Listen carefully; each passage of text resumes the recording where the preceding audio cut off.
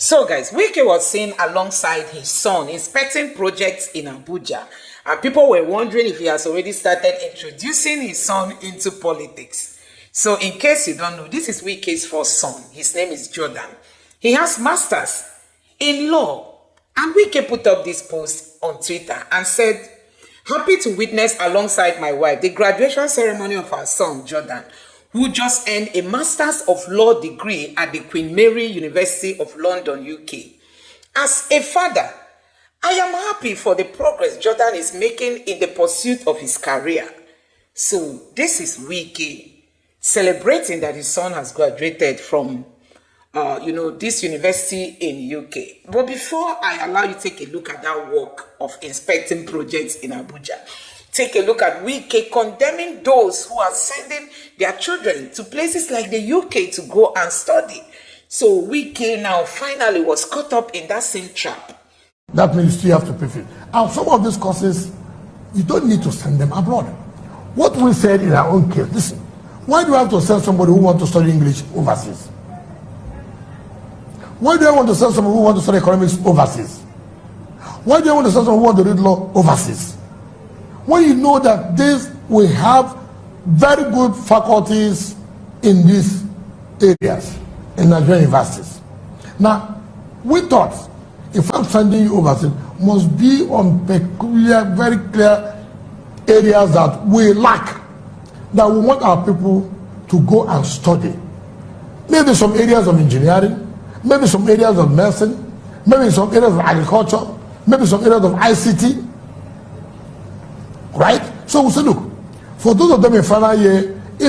So guys, and Sowore reacted to this post that Wike posted and said, "You were governor for 8 years in Rivers State, one of the Nigeria's wealthiest states.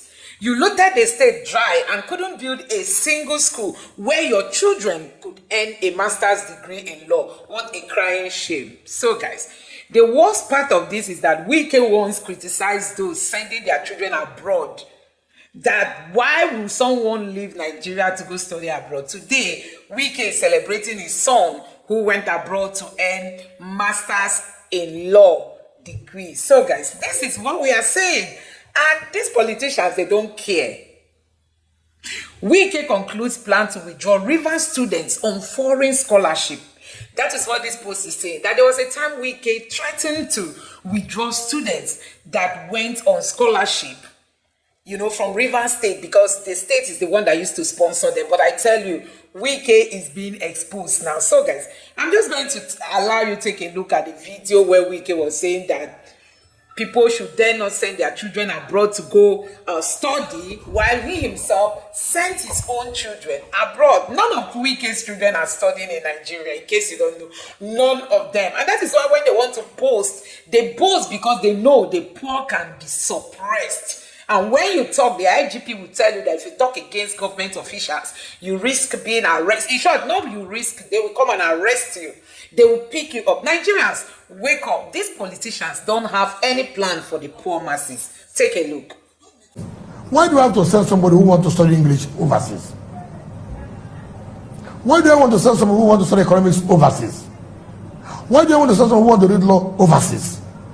When you know that we have very good faculties in this area. Nigerians, take a look as I allow you to see the video where Wike and his son were going around inspecting projects. One keeps wondering if this is Introduction into Politics 101. Take a look for yourself. Ongoing infrastructure evolution in nation's capital. With what we have seen on ground, starting from Apple to here in Sowore, can we say come May, we are good to go? Well, you were with us at Apple, the OSEX2, which is being carried out by CGC. They have settled it again that, by the grace of God, they will hand over that OSEX2 by May. I believe them. This is not the first time they have made promise. They have made promise and they have fulfilled the promise they have made. So I have no reason to doubt them. And also looking at the quality of work, it's somewhere they are trying to have access to the stones. Then we went to the Court of Appeal Division of Abuja, and the contractor has stated that by September 2025, by the grace of God, they will still hand over. Here we are in Sowore. You recollect that the contractors promised that by December they will hand over these projects. To the glory of God, we round hand. You've seen that the project has been completed. So the one in Abuja, which is also done by Krembok, and then the other two done by Setraco and Gilmore. From the report I have, is remaining only one that's almost 95%. The other ones have been completed. So we believe by the grace of God, after the altitude, that we'll be able to commission this project to come this January. Okay, Minister, there was a list that was published of allottees that are owing the FCTA unpaid debt of C of O, right? And you gave an extension period of 2 weeks, which will elapse January 3rd. Would there be a review of that extension? And secondly, how thorough was that list scrutinized? Because part of the names on the list was the Speaker of the House of Representatives, and he has actually come out to say that he's not owing the FCTA anything. So how thoroughly was that list scrutinized? Well, as far as I'm concerned, these things were done before we came on board. And what the land department and the agents did was to generate from the system. First of all, if you have paid, it means that you would have collected your CFO. RO4 is like an allocation of land where you go and pay for your CFO. So when you don't have the CFO, it means that you have not paid. So I don't want to join the issues with the speaker or whatever. But the point is that if there are people who have paid, like some people say they have paid, and they have attached the receipt to show that they have paid, in such cases, yes, they'll be remedied. As to whether there will be another grace, I don't think we will do that. You know, like I've always said, Nigerians don't like to comply. This allocation was done more than 10 years ago. It was not as if it was done during our own time. And you know, Abuja does not have anything other than, property to tax for us to have development. So we have been able to do justice by making sure that people are going to abide and comply. Our interest is not to have the lands back. Our interest is for them to pay, so we can use the fund for the development of the city. Now we are talking about roads. How will you get the roads done without people complying and paying? So we will not. I don't think we want to give another day of grace. After it expires, we will reallocate all those lands so other people who are interested. Final question for here. Honorable Minister, I'd like to ask you, 2024 has been really interesting because, a number of people have called you out for several reasons. Demolitions, the enforcement of the ground rent and all of that. And one would wonder how you're able to cope with some of these, distractions and all of that. And in 2025, do you think these distractions would slow you down from actually giving Abuja the best? I will not complain of distraction. Nothing distracts me. I'm very focused, and even if people are complaining, it's part of governance. You don't expect that you will superintend over the affairs of people and then you satisfy everybody. People must complain. But I can tell you such complaints cannot distract us. We are very focused. And since it is part of our job, we continue to do what we forget about. People say demolition. Demolition must go ahead. We must demolish shanties, we must demolish illegal buildings. It doesn't matter what anybody will say. At the end of the day, they will still come back to say, oh, you did a good job. So don't bother about what people say. What's important to you? Are you right? Be focused. At the end of the day, you achieve the results for a greater number of people, not for a few individuals. So, this is the last one. What do we have to say for to the residents of the FCT in 2025? Well, we thank God Almighty for 2024, and we believe that it will be a better year for us, God willing. All we still require is the support of residents of business owners so that we can achieve more than what we have achieved in 2024. So I pray that God Almighty will continue to protect us, give us better security as we found it in 2024. Everybody can see, even between this festive period, security is quite intact, and we believe by 2025 we'll get a better Abuja. Thank you. Thank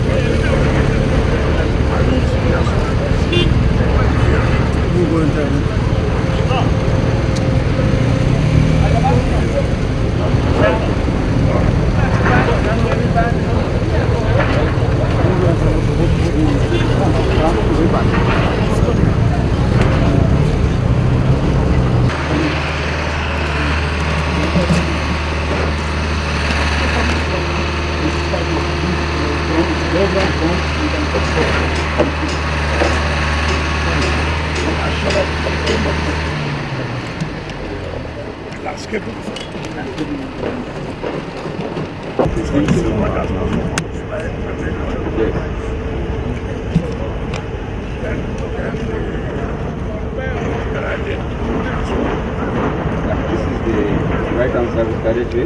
This is the one that, some places well, and they then carriageway. So guys, you have seen it. You know these are politicians. Most of them don't have any other job doing. Like Mr. Dinkalu once asked Wike if he can boast of any achievement he has made outside politics. That is there anything he owns in terms of houses, land, and whatever that Wike can boast of that he acquired outside of politics. That Wike has made all his money inside of politics. And many of them believe that politics is a lucrative job, and why not? If they have children, they quickly send them abroad to go study, and on coming back, job opportunities are already waiting for them. So like you can see, that is just what we are trying to see, that possibly that's what Wike is trying to do in this video. So guys, Nigerians now had to react, saying that, oh, he's already started introducing his son into politics. A whole lot is happening in this country. So you can see people like this don't have any dream of leaving the political space in the nearest future, because they believe that politics in Nigeria is very lucrative. I mean, why not? If you are making a whole lot, you can imagine you owning lands, houses, and whatnot. How money, what it means to have all these positions Wike has once had, and you see that there is a whole lot. Why not introduce your child? Why not? So guys, this is what Nigerians keep saying. If you have nobody, you have no say, you have no influence, you have nobody to speak for you, you remain where you are. But once you have somebody, because Wike is not the only person caught up in this. We have seen even many of the northern politicians. You will not know, some of them will silently send their children abroad. They study. Once they come back, they already have their job opportunities waiting for them.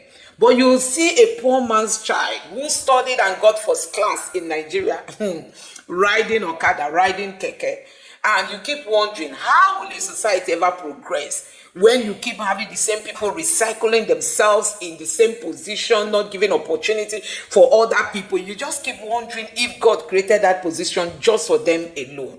So guys, it's really, really so pathetic, seeing that even those who are professors, who have PhD, those who came out with first class in Nigeria, they can hardly gain job opportunities.